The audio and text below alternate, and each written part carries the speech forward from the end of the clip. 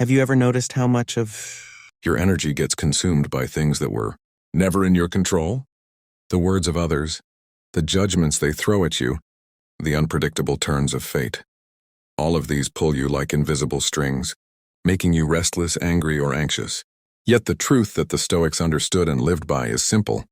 The chains only exist because you allow them to bind you. Freedom is not found in controlling the world, but in controlling the mind that reacts to it. The moment you accept that the world will never bend entirely to your will, you discover the secret doorway to strength. Epictetus, a man born into slavery, repeated this lesson over and over. He said there are things within our power and things beyond our power. Our opinions, our choices, our responses, and these are ours. But wealth, reputation, the actions of others, the storms of nature, the whispers of time, these belong to fate, not to us. When you confuse the two, when you fight to control what belongs to fortune, you live like a prisoner. But when you separate them clearly, you walk as a free man. This clarity is the first principle that makes you unstoppable. Think about the battles you fought in silence, the resentment toward someone who wronged you, replaying their insult 100 times in your mind, the frustration at an opportunity lost, as though by rewinding your regret you could bend time itself, the anger at traffic, at politics, at the weather, at every force indifferent to your will. Did any of this change reality? Did your endless burning transform fate?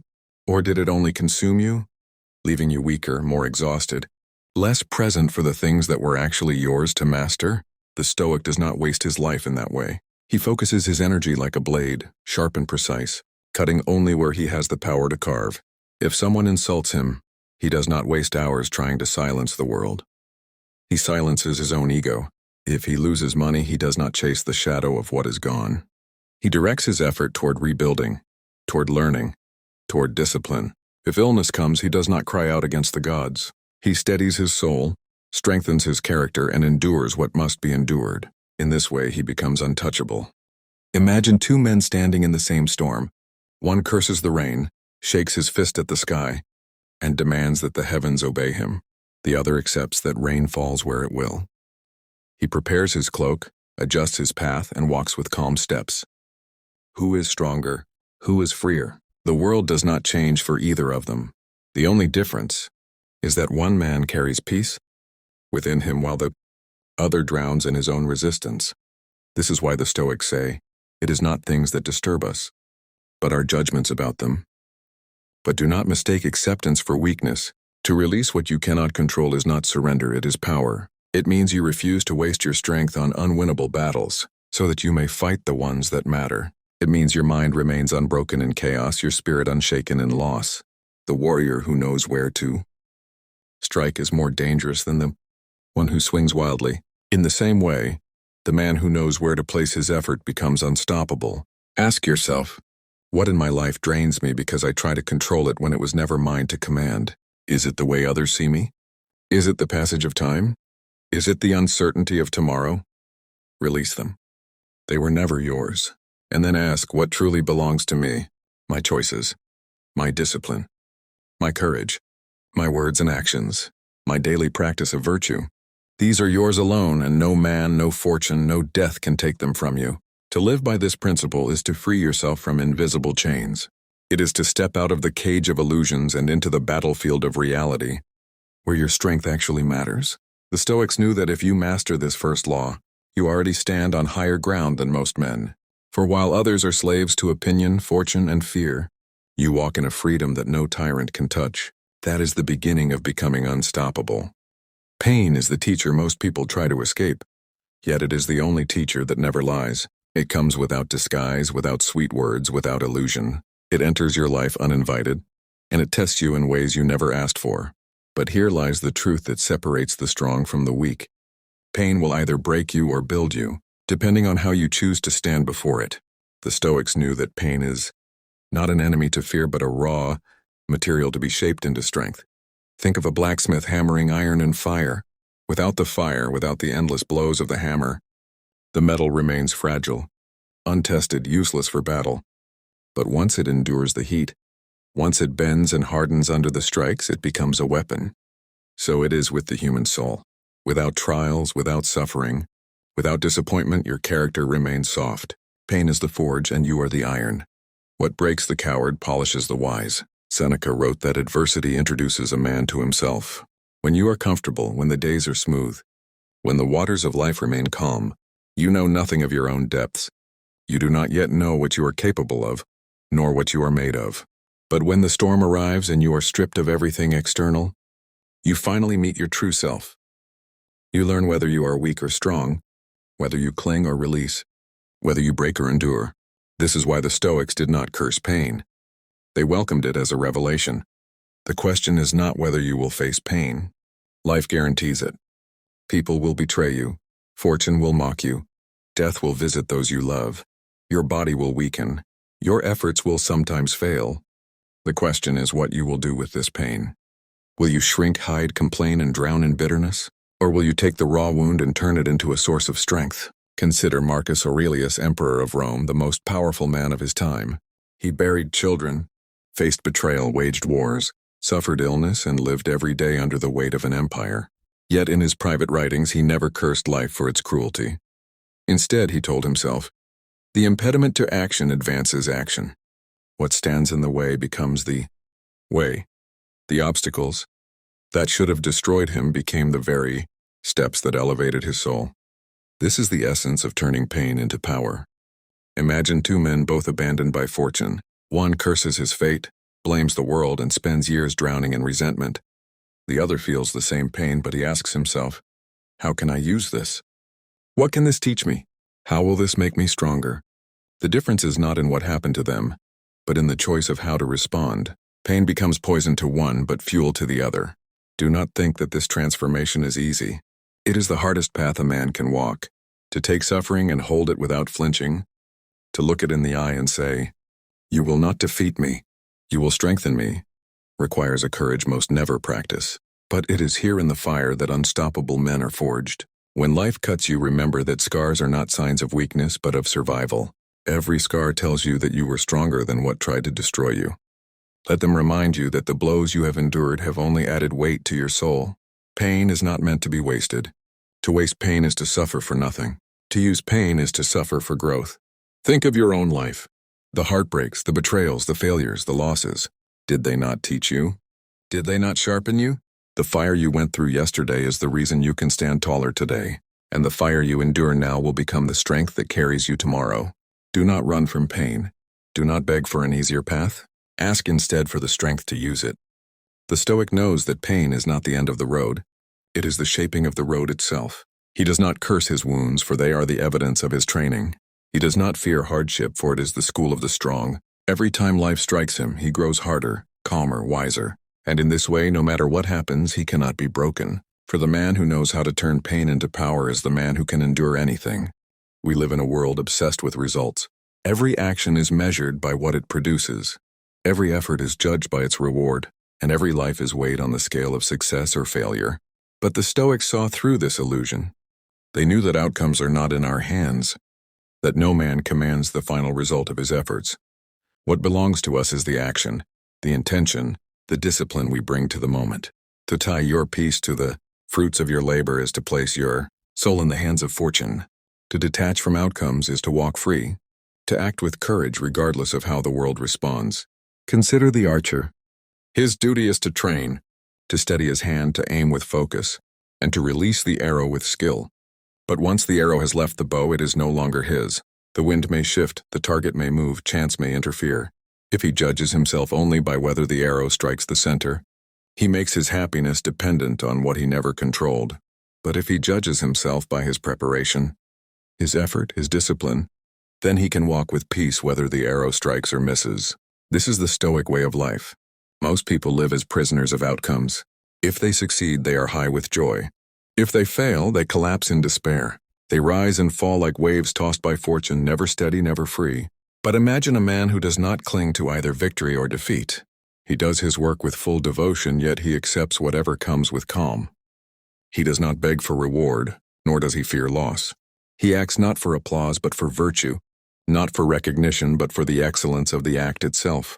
Such a man cannot be broken, because his foundation is not built on the shifting sand of results, but on the solid ground of his own will. Marcus Aurelius reminded himself constantly, "You are not responsible for the outcome of events. only for your choices within them. If a task is noble, do it. If a duty is required, fulfill it. If justice demands your action, act. What follows is not yours. A harvest may or may not come, but the planting is always yours to perform. Once you accept this truth, you discover an unshakable freedom. No longer does failure define you. No longer does success intoxicate you. You become steady in both fortune and misfortune, like a rock that remains unmoved while waves crash around it. Think about the times in your life when attachment to outcomes has caused suffering. The job you worked tirelessly for but never received. The relationship you gave everything to but still ended. The plans you built carefully that collapsed without warning. In each case, your pain was doubled. First, from the loss itself, and second, from your belief that the outcome should have been different. You fought against what was never yours to command, and so you suffered more than you needed to. The Stoic avoids this extra wound. Detachment does not mean indifference. It does not mean you stop caring or cease striving. On the contrary, it means you give your full heart to the action without enslaving your heart to the result. You study not because you are promised success, but because learning itself is noble. You fight not because victory is guaranteed, but because courage demands the battle. You love not because it will always last, but because loving with purity is itself virtuous. By detaching from outcomes, you free yourself to act with greater power, because you are no longer paralyzed by the fear of failure. Picture a warrior stepping into battle. If his mind is fixed only on whether he will win, fear poisons his courage, doubt slows his hand, and obsession clouds his focus. But if he enters the field with full devotion to the fight itself, unconcerned with the outcome, then he is free. He strikes with clarity, he moves with calm, and he does not lose himself whether he wins or falls. This is what makes him unstoppable. He is untied from the result, but fully tied to his duty. The same is true in your life. Detach from the chains of expectation. Work with discipline, live with virtue, and release the rest to fate. Let fortune give or take as it pleases. It was never yours to control. What is yours no one can steal. The courage to act, the discipline to persist, the integrity to do what is right. When you live this way, every day is victory. Because you have already won in the only realm that matters, the realm of your own will. This is why the Stoics could walk calmly through storms that destroyed other men. Their joy was not tied to wealth, to fame, to approval, or even to survival. Their joy was tied to the act of living with virtue in each moment. Detachment from outcomes is not detachment from life. It is the deepest embrace of life itself, because it frees you to live with full courage without fear of what tomorrow will bring. And that is the way of the unstoppable. The world has never been louder. Everywhere voices compete for your attention, filling your mind with opinions, judgments, gossip, and distraction. People speak to prove themselves, not to understand. They argue to win, not to seek truth. And in this endless storm of words, the man who chooses silence becomes powerful. For silence is not emptiness, it is strength. It is clarity, it is mastery of the self. The Stoics knew that to restrain the tongue is harder than to restrain the hand. And yet this restraint is what sets apart the wise from the foolish. Think of how often people regret their speech. A careless insult spoken in anger, a secret revealed in weakness, a boast that later turns to shame. Once released, words cannot be taken back. They live on, shaping reputations, destroying trust, creating enemies. Marcus Aurelius reminded himself that much of what we say is unnecessary, and by practicing silence we save ourselves from countless troubles. The man who speaks less but with weight carries more influence than the man who fills the air with empty noise. Silence does not mean passivity. It does not mean weakness or cowardice. It means discipline. It means choosing your words with the same precision a warrior chooses his strikes. The Stoics understood that the tongue is like a sword, powerful, but dangerous when uncontrolled. To remain silent when anger burns inside you is an act of victory over yourself. To hold back your judgment until clarity arrives is a mark of wisdom. To let others speak while you listen deeply is a sign of strength, not submission. Noise surrounds us not only in the form of voices, but in the endless chatter of the world itself. News, rumors, distractions, entertainment, all pulling us away from what matters. Most men are slaves to this noise, chasing every word, reacting to every sound, their minds restless and scattered, but the Stoic withdraws inward. He practices silence not only with his tongue but with his soul. He learns to quiet the noise within, the ceaseless thoughts and anxieties, until he can hear the deeper voice of reason. In silence, he regains command over himself. There is a story of Zeno, the founder of Stoicism, who said that we have 2 ears and 1 mouth for a reason, so that we may listen twice as much as we speak. In listening, you learn. In silence, you understand. But in constant speech, you reveal not your wisdom but your emptiness. The fool rushes to fill the air, thinking his words will prove his worth. The wise man waits, observes, and speaks only when his words can carry weight. Thus, his silence is more respected than the noise of many others. Think of your own life. How many arguments could have been avoided if silence had been chosen over reaction? How many friendships preserved? How many conflicts softened? How many regrets spared? Silence is not a weakness. It is a shield. The man who is ruled by his tongue is a slave. He is dragged by impulse, exposed by his need to be heard, controlled by his emotions. But the man who commands his speech commands himself. He does not rush to defend his ego with noisy arguments, for his dignity is not fragile. He does not waste words trying to convince those who refuse to understand, for he knows silence is often the greater teacher. He does not fear being underestimated in silence, because he knows that his actions will speak louder than any words. To practice silence is to sharpen perception. You begin to notice what others miss, the intentions behind words, the contradictions in behavior, the hidden truths revealed in quiet moments. The noisy man blinds himself with his own chatter, but the silent man sees with clarity. He gathers strength while others waste theirs. He listens while others speak, and when the moment comes for him to act, he acts with precision. In a world where everyone shouts, silence is a weapon. It disarms arrogance, it commands respect, it separates the wise from the foolish. The Stoic embraces silence not as emptiness, but as space. Space to think, space to master himself, space to remain free from the chaos of others. For what good is it to conquer the world if you cannot conquer your own tongue?